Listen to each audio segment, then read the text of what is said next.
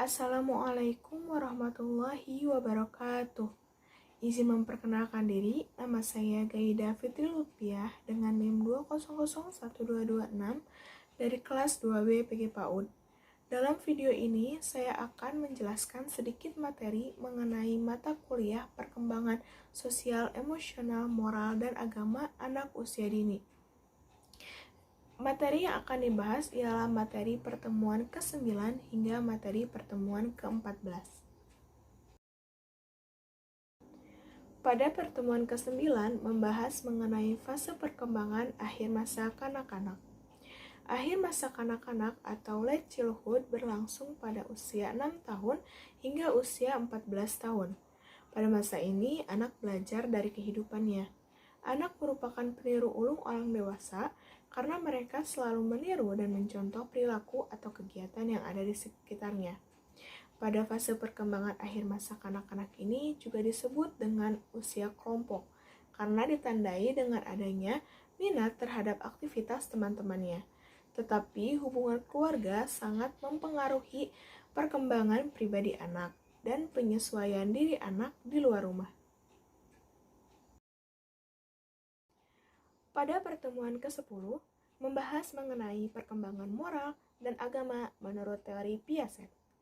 Menurut Piaget, perkembangan moral berlangsung pada 2 tahap, yaitu yang pertama, tahap realisme moral atau moralitas oleh pembatasan, yang terjadi pada anak usia kurang dari 12 tahun.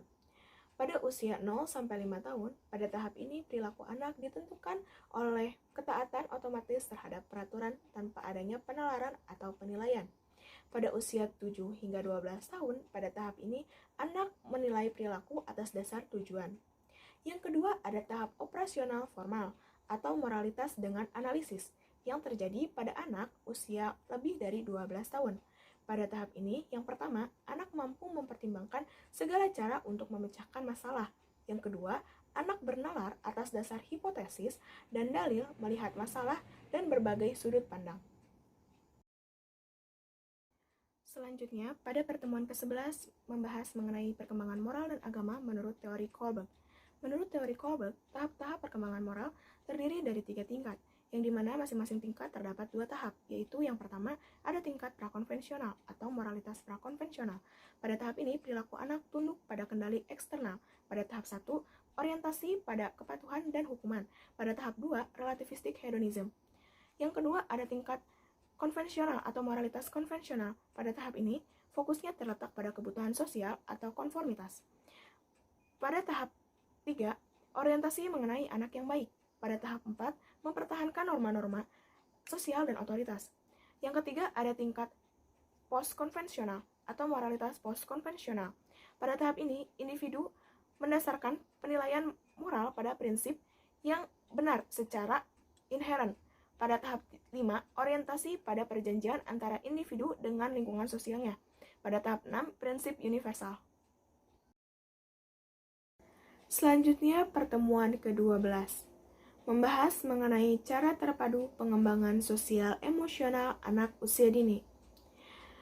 Interaksi yang terpadu antara 3 lingkungan, yaitu yang pertama, keluarga, yang kedua, sekolah, yang ketiga, teman dan masyarakat. Ayah dan ibu merupakan role model bagi anak. Jadi, anak akan mengikuti perilaku dari role modelnya. Maka dari itu, ayah dan ibu harus bisa mencontoh perilaku dan memberikan arahan yang baik bagi anak. Dalam membangun keluarga, ayah dan ibu harus memiliki visi misi yang sama. Selanjutnya, pertemuan ke-13 membahas mengenai pandangan Islam dalam perkembangan moral dan agama. Pendidikan agama adalah pendidikan yang di dalamnya terdapat pengetahuan yang dapat membentuk kepribadian dan sikap diri seorang anak. Tujuannya adalah agar anak usia dini dapat tumbuh dan berkembang menjadi manusia yang memiliki karakter yang baik sejak usia dini. Pendidikan agama dan moral sangat berkaitan dengan kehidupan anak usia dini. Karena jika agama anak baik, maka moral yang dimiliki seorang anak pun akan baik.